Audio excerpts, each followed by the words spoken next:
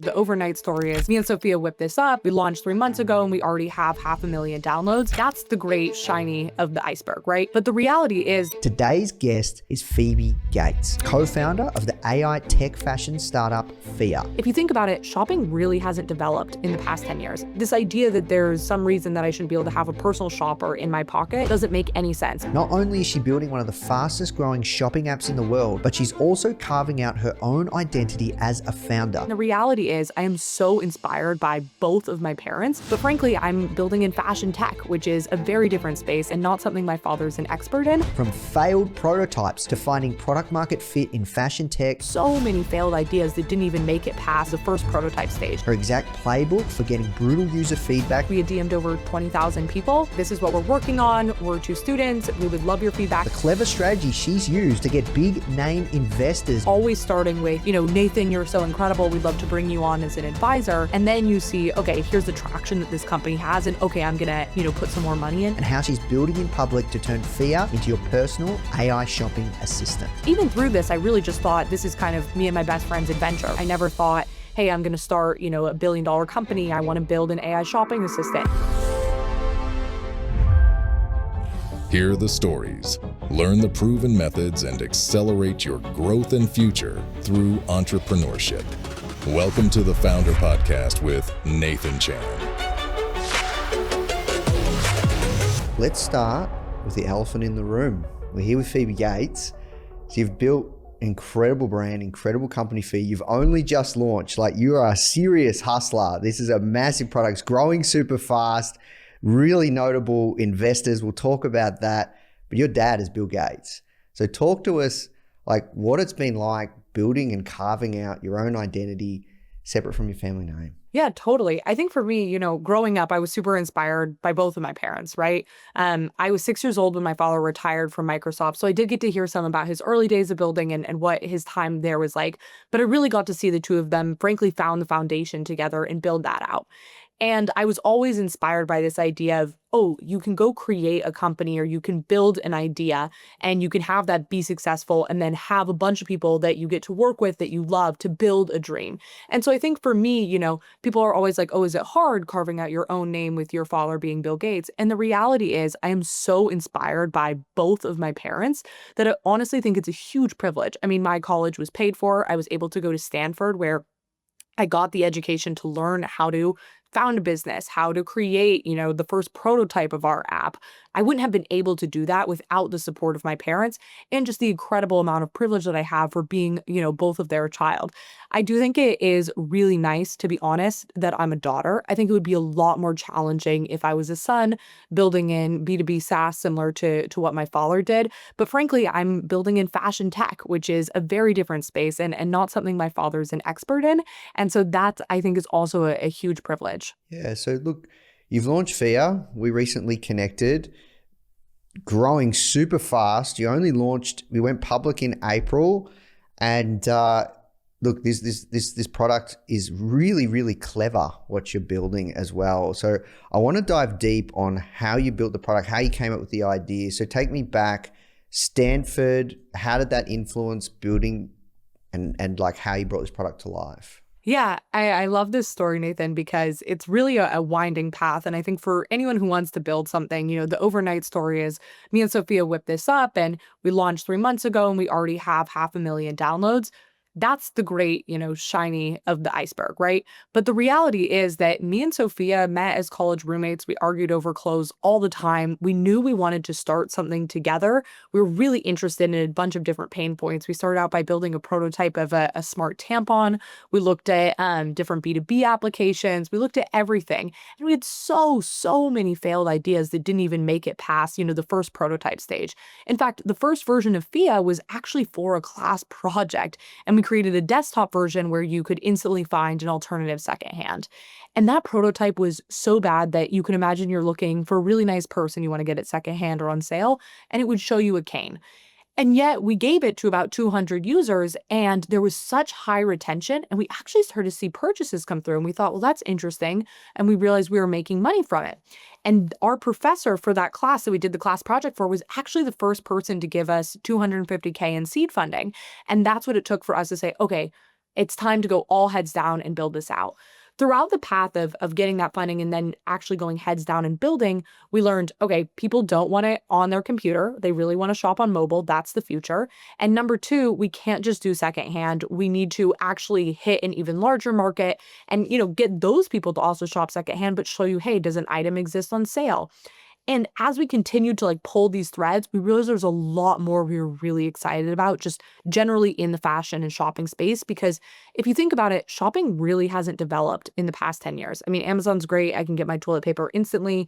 But this idea that there's, some reason that I shouldn't be able to have a personal shopper in my pocket just doesn't make any sense because we can automate all of it, personalization, curated recommendations, outfits, closet management, all with AI. And so I really feel like the tool that we've launched with today where, instantly get an item cheaper is just scratching the tip of the iceberg of what we want to build. Yeah, so I'd love to delve a lot deeper. So tell me about your first failed product with Sophia. Tell me about that. Yeah, well, our first product idea was a smart tampon that could basically act the way a blood test does. So it would tell you about your health.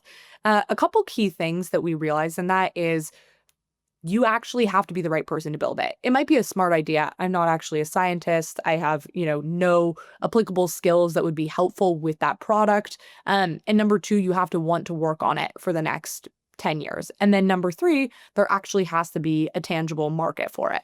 And we kind of realized as we went through that idea, okay, we don't have any of those three. And so we were like, okay, that idea isn't going to work. The first prototype we built, we were like, wait, there's no way that this would actually work. In order to do this, we would need to be quite literally like mechanical engineers to build something new. You can't, just use an Arduino thing up there. So really, just experimenting, but it became so fun, right? After that, we thought, okay, let's build a subscription box service. That would be really fun. And so we modeled it out. We created a financial model. We created the first subscription box. We sent it to some people and someone sent us a note back and they said, the most sustainable subscription box would be a box you would just open and it'd be empty.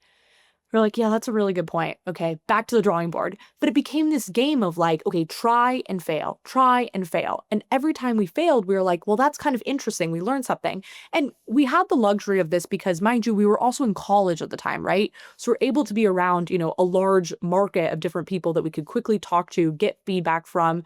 And, our jobs at the time were class. And so we were able to do this on the side, which was really, really incredible. So how long ago was this? This was probably my sophomore year of college. So about 2 years ago that me and Sophia were just in our dorm room playing with different ideas and figuring out what we could build. And then really it's been a year since we founded Fia and worked on this. Okay. So how many product ideas do you think you conceptualized and spoke to people, created a prototype, spoke to customers, getting feedback? How many products do you or ideas do you think you went through? I mean, in that year when we were in college before we built Fia, probably 50. But I learned so much from doing it. And I talked to so many fascinating people that I never would have spoken to. And even through this, I really just thought this is kind of me and my best friend's adventure, right? I never thought, hey, I'm going to start, a $1 billion company. I want to build an AI shopping assistant. It really was this kind of intellectual journey for the two of us where we were like, well, let's just learn about different industries. Let's see what different things look like. Let's talk to different people under the guise of, hey, we're two Stanford nerds who want to learn about this space. And it actually ended up opening this door where I realized, oh, wow, there actually is a reality where our full-time job could be working on something we deeply care about for a consumer we deeply care about, talking to those consumers, building with the smartest people that we know, and consistently learning. And the fact that that was actually a tangible career path, I don't think we realized until we were a year in. Hey Foundr fam, I want to take a quick break from the conversation to talk to you about something super exciting. We're officially partnered with Omnisend, the email marketing and SMS platform built specifically for e-commerce founders. We've been recommending Omnisend to Foundr students for a while now because it just works. Whether you're launching your first store or you're scaling to 7 figures, it really helps you automate your marketing and get real results. Did you know on average, Omnisend customers make $68 for every $1 they spend, which is an insanely good return on investment. And because you're part of the Foundr community, you get 50% off your first 3 months with the code FOUNDR50. Just head to omnisend.com/founder without the E to get started. All right, now let's jump back into the show. Yeah, so what I really respect about how you're building Fia is, and you know, I've done a bit of research, you guys have like every week you invite people to come into your office. Is it for pizza, right? For pizza and wine, yes. And you just get feedback for the product. Now, you've taken that same kind of, you know, early stage lessons of this just aggressive feedback loop, right? And I think if more founders actually focused on getting feedback, not tattooing their idea to their body and going, this is my idea, this is what it's going to be, this has to work, and try and will it into existence and just get feedback, and really focus on creating something that people want and they actually want to pay for, and there's a commercial model about it, there'd be far more successful founders. So I'm curious, like, for you, what were you looking for you and your co-founder? What were you looking for and to go, hey, this is the thing? Besides, you know, the personal aspirations on, you know, this is what I get to do for work, because I agree with you. I'm the same with Foundr. Like, life is too short to not do work that you don't enjoy. And I feel so privileged to do the work that I do every day.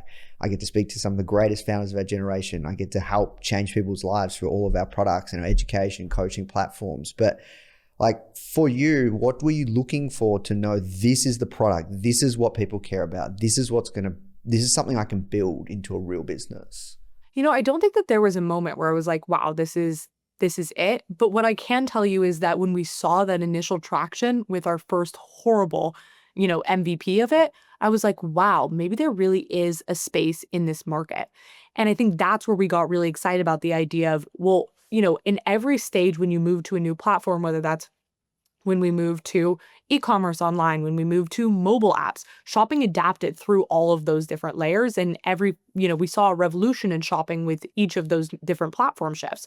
And then the question becomes, okay, wait, but aren't we in a platform shift right now towards agents? Well, what does shopping look like in that platform shift? And we started looking around and saying, okay, who's got the answer to this question? You know, we're just two kids in our dorm room. We realized very quickly no one had the answer to that. And that's where I think we saw an incredible market opportunity. And we're like, who better to build this than two young girls who are the target consumer for this, right? I'm going to use this tool because I love to shop online, because me and my roommate argued over clothes all the time because we were always looking for a cheaper secondhand alternative, because we were always curating collections for different people. And so it was about, okay, what is something are we the right people to build this? Is there a market opportunity? And could you spend the next 10 years doing this? And for us, frankly, it checked all of those boxes. And we're like, okay, let's go all in on this. Yeah, and I love the thought of, could you spend the next 10 years? Because from my experience, this is something that one of my mentors once shared with me, who's now a billionaire. It does take, 7 to 10 to 12 years. It does take 7 to 10 to 12 plus years, 10 plus years to build something of true worth and significance. That's just how long it takes.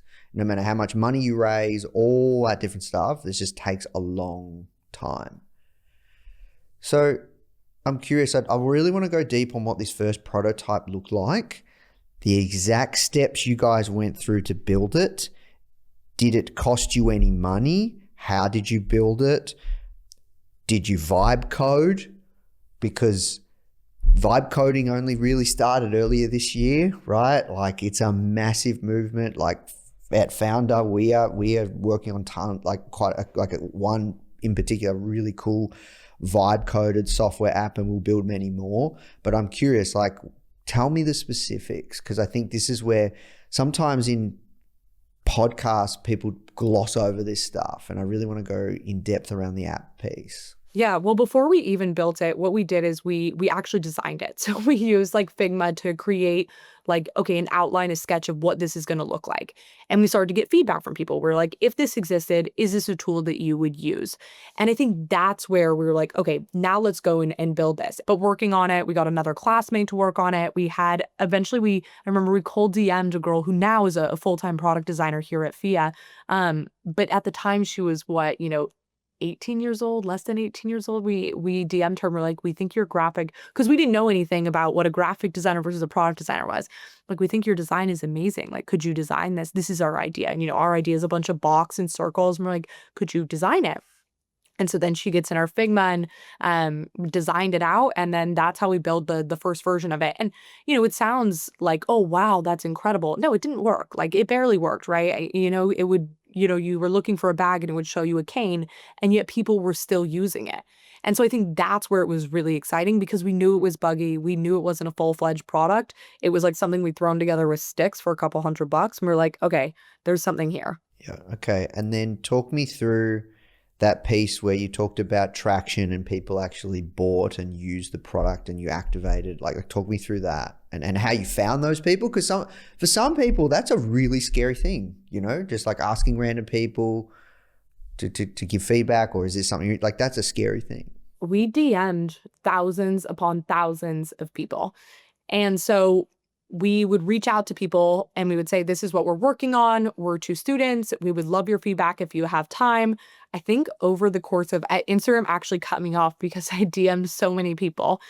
And it was over the course of probably 2 months, we had DM'd over 20,000 people. And mind you, we only got maybe 200 installs for this beta round that we wanted to do. And we curated, we'd interview the people typically before they joined, or we'd have them, pass a couple perimeters. Hey, do you like to shop? Do you shop on desktop?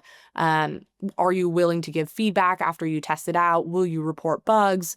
And so we'd weed out people who weren't, our target users. So we get about 200 installs. It's really hard to, especially when you're doing mobile outreach for a product, with really no incentive. We're not paying people to get feedback. It was really tough, right? And so we actually cohortized, because at first we used to give it to our friends and family, and they would be a lot more positive, right? They would actually use it every day because they love us, not because they love the product. And so we realized after 2 weeks, we're getting really positive signal, but this doesn't make sense. It doesn't work. And so we're like, okay, let's just put that in one cohort and make sure we label all of the people that we actually know. And then let's get a bunch of cold strangers that we go find and get them onto the product. And when we actually started seeing that group of complete strangers actively using it and reporting bugs and saying, hey, Fia was down today, why wasn't it working? I wanted to use it for XYZ. That's when we got really, really excited. And then we realized, okay, well, if we drive a sale to a site, we should be making an affiliate commission on that. At the time, we had no idea. Me and Sophia have never done sales before. We don't understand, affiliate marketing. And we actually cold outreach to all of the secondhand companies. So eBay, Poshmark, RealReal.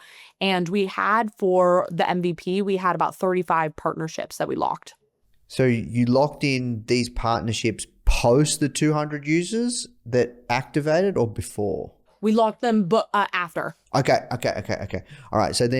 So after that launch, like after you had 200 plus people kind of using the product, that's when you knew you were onto something. I knew we were onto something. And then we went to New York for the summer, and both of us, went heads down and worked on it. And we tried to keep building the desktop version. And then we realized months later, hey, wait a minute. People really only shop on their phones. We kept trying to talk to what we thought was our target consumer, and they'd always say, well, I shop on my phone. And that's the important thing about those feedback nights for us, because we never want to waste the summer like we did in the past, where we focus on the wrong platform, right? We spent so much time obsessing over the desktop extension. How's it going to look? How's it feel? Is that design right? Is that color blue right? And when we got to the end of about 2 months of hacking on that, we realized actually we've just been building in the wrong spot. And we should have started at the top of the funnel and asked our users where they're shopping before we just made all of these decisions ourselves. And so that is why feedback loops are so important now for us as a team, doing those sessions every single other week. We have 40 of our power users come in and we ask them to roast the app. And we get really honest feedback. We show them designs for future features we want to do.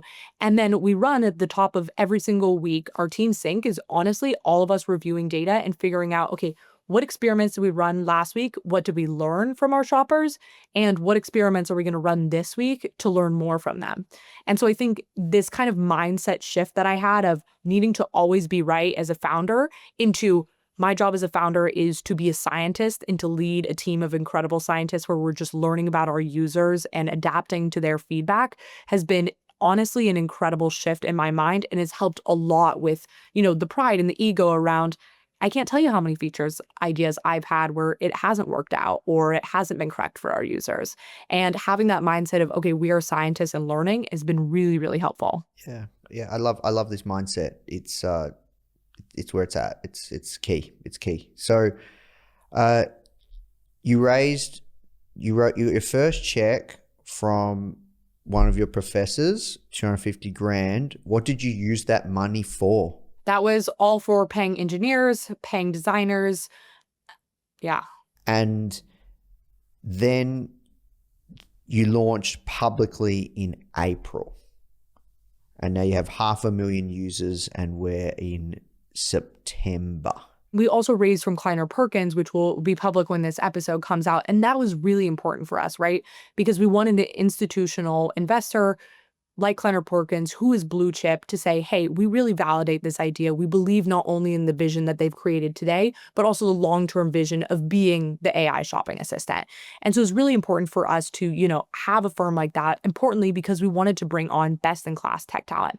So we go ahead and we raise from them, and then we launched, about 3 months ago, and we've had honestly incredible traction since then. And I think a function of that is one thing we did that was really important before the launch was really building a community around the product, whether that's the podcast where we bring on, entrepreneurs that we want to learn from and ask them questions.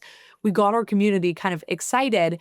And so we had people from the get-go who were willing to download it and give feedback so we could continue improving. Yeah. So I got a ton of questions I want to unpack here. So before we get to like the traction piece, I'd love to talk about the investment piece, right? Because you have also, so congratulations on raising from an institutional investor. I know you've raised from some other really notable founders like Kris Jenner, Sara Blakely, who's one of your mentors. Like, talk me through how you raise money from them. For Kris, we actually got connected through another female entrepreneur, and we met her at a dinner, and we ended up following up with her and pitching her. And I think there was a ton of synergy there, particularly because she has Kardashian closets, right, where they're already selling secondhand clothing. So she got it right away. And then for someone like Sara Blakely, her entire background, she's a genius marketer from the get-go. And so that's really, really why we wanted to pitch her. And you talk about, for us, it was really important to have women on our cap table, really strong female leaders who we felt like we looked up to, and then also people who resonated with the pain point. And that's also why we chose with Kleiner Perkins to have, frankly, a female partner. Got you. And so tell me more about these conversations, right? Like when you pitched Kris, like take me back to the story, or when you pitched Sara. Did you know Sara before, before you started building and going, yep, this is what I want to build? Or like, talk me through that. Because a lot of founders want to have like really notable investors on their cap table. Yeah, I'm honestly trying to think back to the pitch with Kris. We were so nervous, to be honest. I can't tell you when we did a pitch how many times we would practice, how we think back to, the words that we would say, or, how we were going to phrase certain things, or different questions that people could ask. I think for us, it was always starting with, hey, we would love to, talk to you about coming on as an advisor. And that's really how we started with Kris. And then she did invest because she wanted more equity as well. But when we were introduced to her, it was under the guise of, hey, we want to give you, equity for free in this business, because if we're building the next shopping assistant, you have so much credibility within the fashion space. You are known, as a media mogul. And so we would love to give you free equity because we want to have you as part of this vision. We want you to have a slice of this pie and help us as we create this.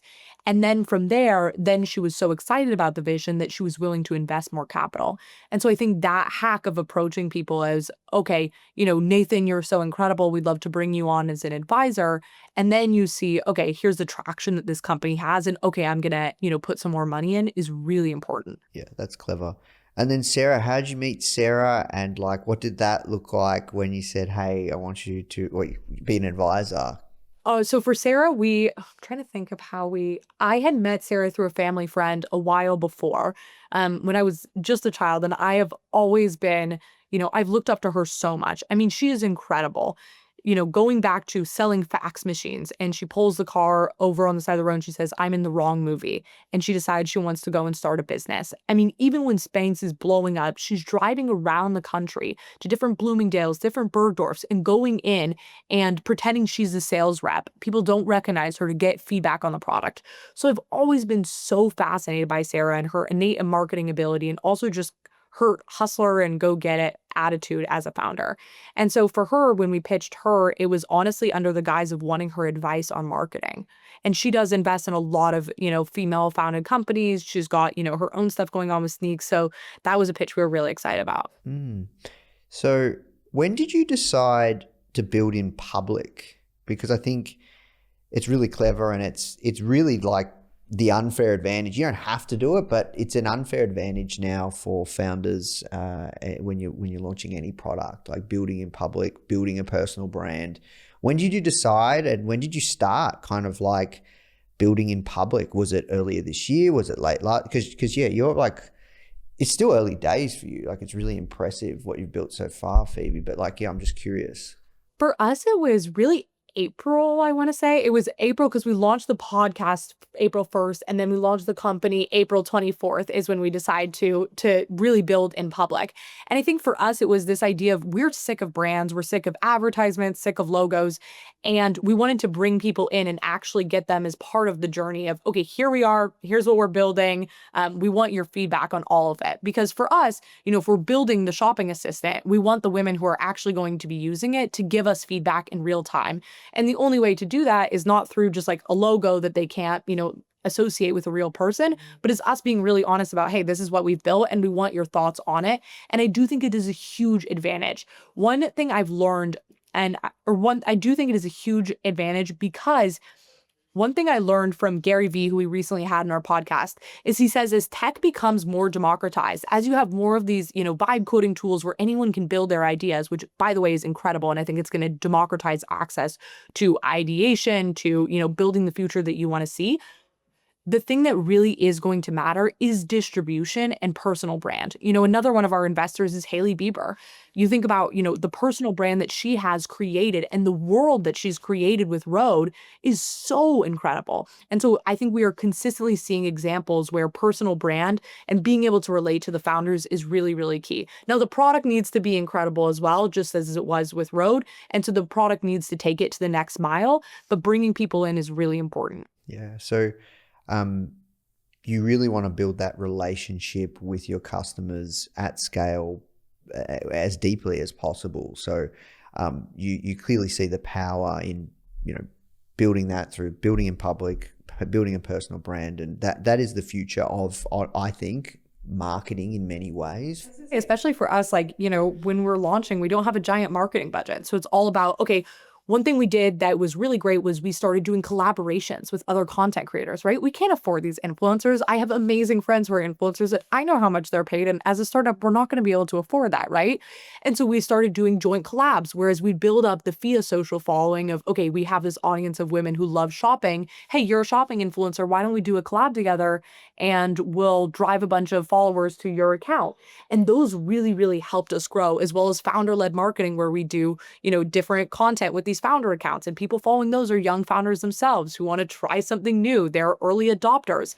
And so I think Gary Vee's lesson of, as tech continues to become democratized, the thing that's going to matter is distribution and personal brand, especially when you're up against giant advertising budgets of, tech monsters. You have to have something that's going to get you out there, and you're going to be able to acquire customers for free. Like to learn from her around the marketing piece.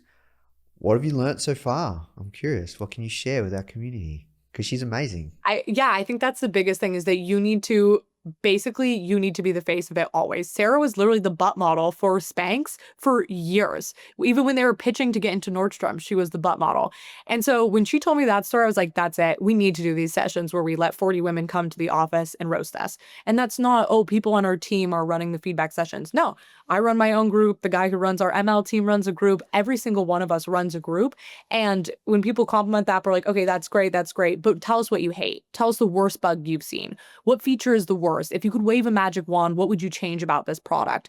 And so I think the biggest thing that I've learned from her is you are your best marketing. But in order to do that, you need to be egoless and you need to go out there and get real feedback. Whether that's showing people how much, better your butt looks in your new Spanx product, or being able to say, hey, here's my app. What do you hate? What do you love? We built this and we want real thoughts on it. Hey guys, I really hope you're feeling inspired from today's interview. The truth is, there's never been a better time to build an e-commerce business. And the best part is, you don't need to do it alone. That's where Foundr Plus comes in, which I'm really excited to share with you. If you are feeling stuck in your e-commerce business, lacking the confidence to really move forward, or you're worrying about making costly mistakes or how to drive your sales, Foundr Plus is here to support you. You get access to a customized learning pathway with proven frameworks from successful e-commerce founders for fast results, a supportive community. We have weekly live mentorship and workshops and exclusive savings on startup tools and 24/7 real human support. You can try Foundr Plus today for just $1 for 7 days so you can accelerate your business goals. Just visit foundr.com/start $trial or click the link in the description to claim your trial. All right, now let's jump back into the show. Yeah, no, I agree 100%. So talk me through, I guess, the term Nepo baby. It gets thrown around a lot, especially in media. Like, what's your personal take on that label when it comes to tech and entrepreneurship? I don't think I really have a personal novel take on it, right? I just want to be super transparent that I have a ridiculous amount of privilege being born into my family and my education was paid for. I had access to go to a great university because of my parents. I have parents who support me, who, in everything I do. And so I honestly am not opposed to the term Nepo baby. It would be nice, if my mother, was a model or an actress and I got into that stuff. I think that'd be super fun. But I don't have an issue with that term, to be honest. I think it's, I'm trying to think. Yeah, I don't have an issue with it.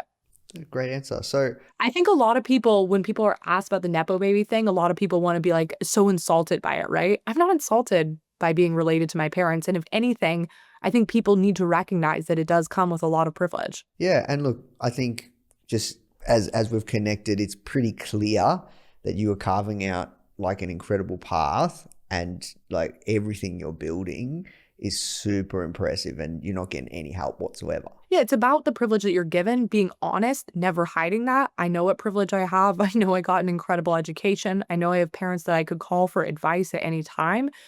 But it's also about what are you gonna do with that privilege? Something my grandma used to say over and over and over, and she said this even in her wedding speech to my parents, but to whom much is given, much is required. And that was something my parents said to me my entire childhood. So it was never enough in our household to get good grades or to succeed in extracurriculars. It always was, what are you doing for other people? And I think that lesson that I learned from my parents has been so critical. So it's okay, recognizing the privilege you have, going out there and using it to do something good. Yeah, I really respect that. So around the content piece, you've launched a podcast as well. A lot of founders, like, you're doing a lot. So a lot of founders, they don't necessarily think when they launch their product, they're going to launch a podcast. You've got your co-host as well, your co-founder. So, I'm curious, why launch a podcast where, like, incredible network, you're on the Unwell network, but yeah, why launch a podcast? Like, you could just create your own content. Like, why did you do that? Because for us, it was all about how can we deliver value to our community. If we're going to ask something of our community, if I'm going to ask you, hey, Nathan, will you please go download my app and tell me what you think? If I don't give you value before doing that, you have no reason to go do me that favor, right? But if we're creating content with incredible entrepreneurs, which is frankly the content that we wanted when we were starting out, where we could ask people real questions where it was like, hey, what was it like earlier? What's the biggest mistake you made? Or how did you learn to first fire or hire people? If you're actually providing value to your audience and giving them content that they want to engage with, which, hey, we're becoming better interviewers with every single episode and we're learning. then they're going to be willing to, engage with the new product that you're putting out there. And I think that's something a lot of people miss about social media is social media doesn't work if it's, just an ad, or you're asking people for things. If you're providing value and then you're like, hey, we would love if you could go download our app. We're on this startup journey. We're taking them along for the ride. Then people are way more willing to do it. And so I think for us, it was really about, okay, what value can we provide?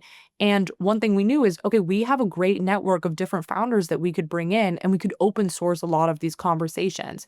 And that's what we're trying to do with the burnouts. And I hope we're accomplishing. Yeah. And why join a network? Why not build yourself? We met Alex. We actually cold reached out to a woman at the time that she was working with on her marketing team and pitched. We met her.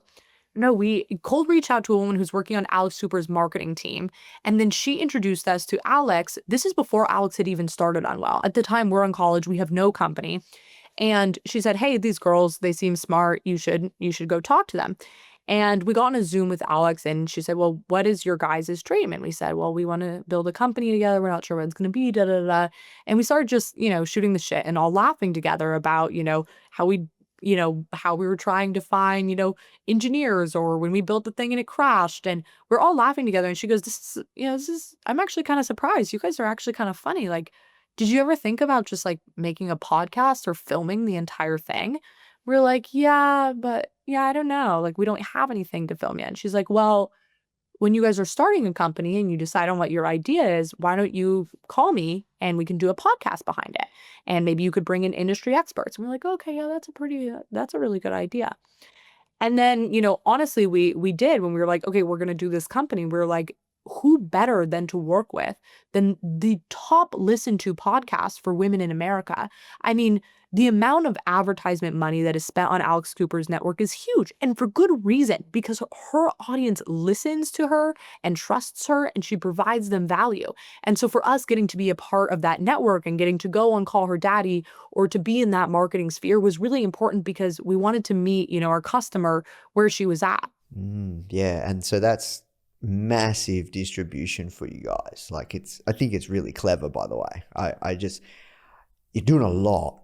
How do you manage your time and how do you focus? You said, I don't know if we got this, but you said, New York's great for you because you've got ADHD, but how do you learn, where are you allocating majority of your time, early stages in your business? Yeah, I mean, it really fluctuates. Every single day is different. I mean, time is a crazy thing. I have severe ADHD, so if I didn't time box myself, I'd be bouncing around consistently. I do every single morning I wake up, I write down everything I'm worried about, all my goals for the day, and then I divide, okay, what can other people do? What do I need to do today? What do I need to focus on? And I actually make time blocks for myself. It's funny because, a lot of what people see are the podcast or us recording social clips when the reality of my day-to-day is probably taking 5 candidate interviews a day, reviewing new Figma designs, doing a couple customer interviews, sitting down with Sophia and going through, okay, what's not working in the business right now? Did we forget to QA test that feature? Where do we need to, make this workflow more efficient?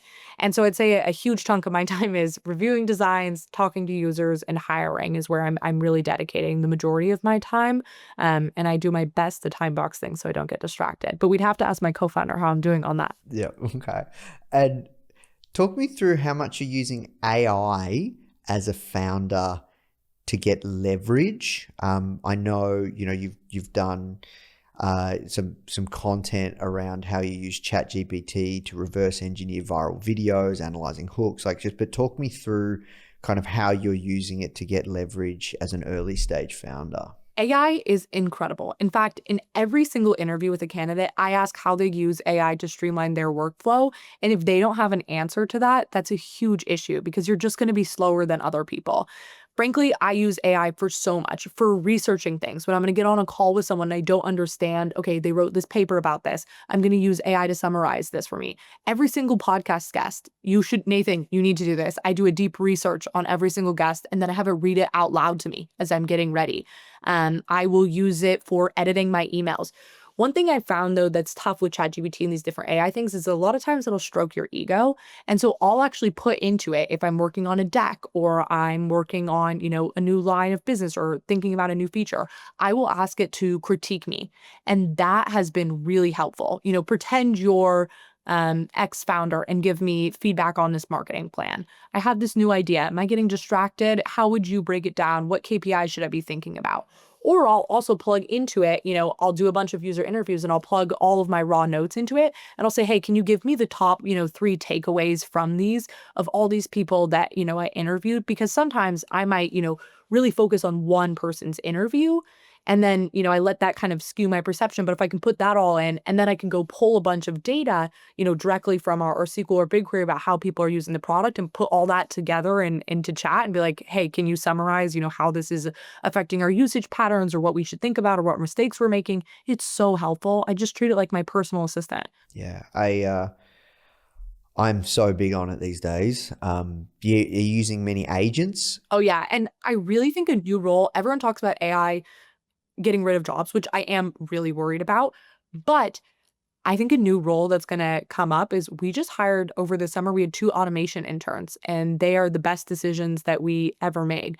I mean, thinking about just everything in your workflow that takes busy work, what can you automate with AI? And so that we're using, different like coding workflows for things like that. We're building out in-house tools has been incredible. Yeah, that's really clever. That's a gold tip right there. I think finding young people for internships and paying them is incredible and is a huge hack. And I think being a young founder and being tapped into young networks of people who, haven't gotten these giant salaries yet in big tech is really important. Yeah, I think that's really smart. And when you bring on interns from experience, if you don't pay them, then it's about them and their experience because they're working for free. But if you are paying them, then it shifts that kind of value equation, the dynamic. 100%. So, okay, we could talk all day. We have to work towards wrapping up. What's been the most challenging part of balancing being a founder, but then also a public figure? That's a great question. I think honestly, just putting your ego aside, right? Because there's times where I'm like, oh, we need to record a skit or we need to make content. How do I look? How did I sound in this? What if I'm speaking about a new feature? We don't know if it's that great. I honestly think it's all about the ego, and putting that aside has been the most challenging thing because now I'm like, let's take this content. Who cares if I look good or not? Let's put it out there and learn. Yeah, the amount of times I've reflected on my journey and gone, you know what? If I put my ego aside, I wouldn't be experiencing this pain I'm feeling right now. And it's just like, Ryan Holiday wrote this incredible book, The Ego is the Enemy. It's an amazing book. And I think, it is such a big, big thing that you have to just constantly try and keep yourself in check. So I'm also curious, you've done quite a few of your stories that you've told has been basically from cold emailing, cold pitching, cold DMing, tell me, what advice do you have to founders that don't know a person, but they want to connect with them because you've done a really good job doing that? What advice would you give when it comes to cold DMing, cold outreaching, and opening doors? This is honestly the thing that has unlocked the most doors for me. Short subject line, and always the first paragraph of the email, first of all, it can't be more than 2 paragraphs. First paragraph just needs to be value towards you. So if I'm reaching out to you, Nathan, I'd say, hey, Nathan, I love your podcast. Here's, 10 things I think you did great in the last episodes.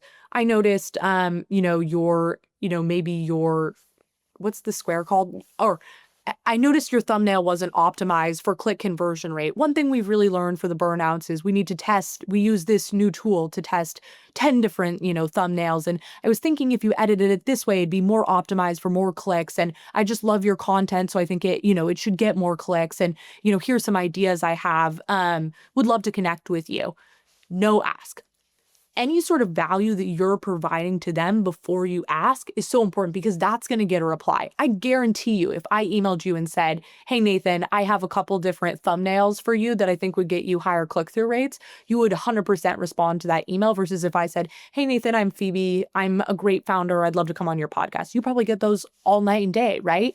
And so providing someone value in that first email, then you can get them on a call and say, hey, I would love to partner with you. We'd love to work with you. I remember our first email to Depop was like, please partner with us. We're college students. We'd love to work with you.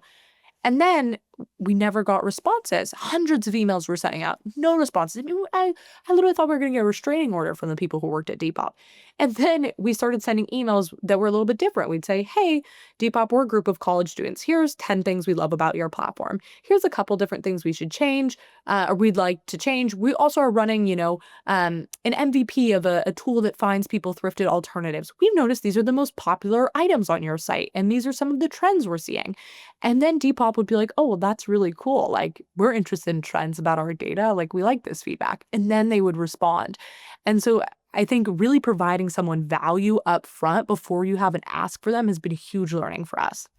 Yep. Big fan of serving first and asking later. That's something that I learned, thankfully, early in my journey. And that's just really great advice. So I want to talk about FAIR, and we have to work towards wrapping up.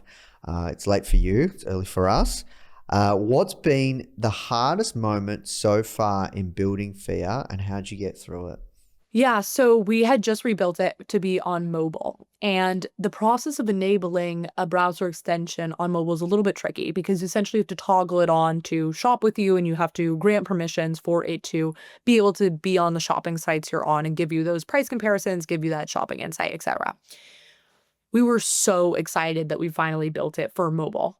And so we invited friends of friends, about 60 women, to the office to sit and to test it. And not one of them could get onto it. The onboarding was so broken that no one could access it. And it was like we had just spent like 2 months building this mobile application, and not anyone could access it. And now what are you supposed to do? Because you have 60 people in the office, the thing's completely broken, and you have nothing for them to do. You have like one box of pizza. Like, now this is awkward, right? And so we ended up flipping it and talking to them. We had just a conversation about, shopping. We all hung out. We were able to flip it. But that was so devastating, because figuring out how to optimize a broken onboarding funnel took us, honestly, like that, beyond building the app and the extension, that took us like a month. I mean, we could really not get anyone on it. And basically we call that the dark night. And then we said we got our PhDs in extensionology. So every single mobile extension, we studied every single screen, every button, every animation in their onboarding flow. I would have dreams about onboarding. I would have nightmares that our onboarding rate would drop. I literally had I was scratching my head that entire month. We'd stay up all night sketching out different onboarding flows. And I think that night when we had all those women, that was super embarrassing. I'd say that was probably one of the worst moments. But honestly, once you see a metric go from a 2% to go up, that's a really exciting point. And to that period of time, as difficult as it was, we were all just focused on one goal, which was how can we make onboarding easier and better and get users to that aha moment of getting a good search result. And so while it was difficult, I think it taught me a lot about the importance of focusing on a key metric. Yeah, I love that. Great story. Okay. Is there a belief or principle you're holding on to as FAIR grows? Don't underestimate young, scrappy talent. I think a lot of companies over-index for people with incredible resumes, incredible pedigrees, who have the experience, but I will never underestimate someone without the background who is willing to just get it done and learn. You need to have both, but I would say never underestimate young, hungry talent. And for young founders who feel underestimated, what's the one piece of advice you'd give to them today? Being underestimated is a great privilege, because it means you can play and you can learn in spaces where no one else can, right? Amazon doesn't have the luxury of being able to pivot, being able to test new features every single day, being able to run experiments.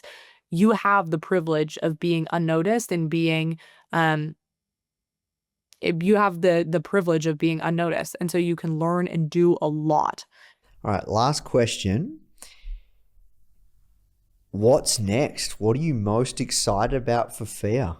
Yeah, I really think that we've targeted users in this bottom of funnel in their shopping flow where their assistant or the last click before checkout where you learn, hey, is this really the right price? Does it exist somewhere else, cheaper secondhand or on sale? Let me save it to my wish list.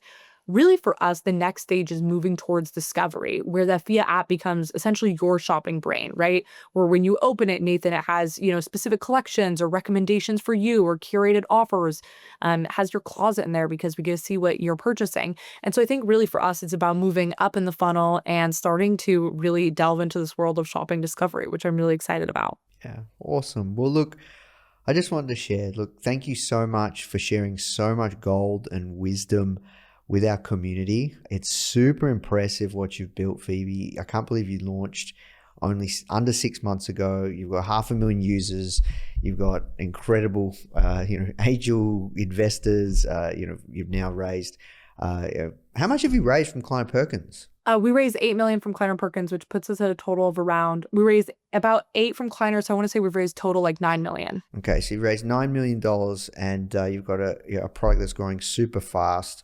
Really, it's super impressive what you've built only so early in your journey. So I look forward to seeing and watching from afar how you build this billion-dollar business in public. And look, I'd love to stay in touch, and you're happy to come on again in the future to do a check-in. But thank you again. Thank you so much, Nathan. I can't tell you how much I appreciate it, and I'm honored to be on and looking forward. If you were ever stateside or in New York, I would love to hang out and off camera, get a drink and chat.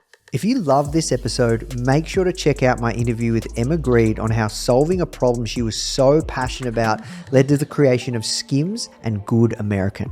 And so I do think so much of it starts with addressing things that bother you, that you find, you've got to create a solution for, because, at the end of the day, you've got to be passionate enough and sometimes crazy enough to go round and round and round to actually solve a problem.